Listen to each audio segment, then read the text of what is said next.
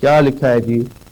بنی اسرائیل کو کیا اللہ تعالیٰ نے حکم دیا ہے یا کیا بتایا کہ انہو، شان یہ ہے کہ من قتل نفسن، اگر کوئی بندہ قتل کرتا ہے کسی نفس کو،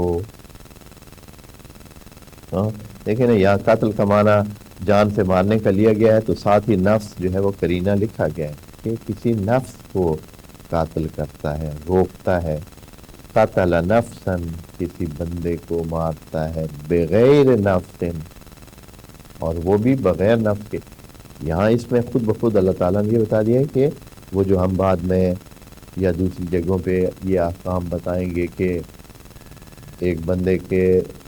قاتل کا بدلہ قاتل ہوتا ہے، النفس بالنفس والعین بالعین، وہ جو ایک سلسلہ ہے، تو وہ اپنی جگہ ہے۔ یہاں بھی یہی بات کہہ دی کہ اگر کسی نے کسی کا بندہ مارا ہوا ہے اور اس کے بدلے میں اس بندے کو جو ہے مارا جا رہا ہے، تو اس میں یہ استثناء ہے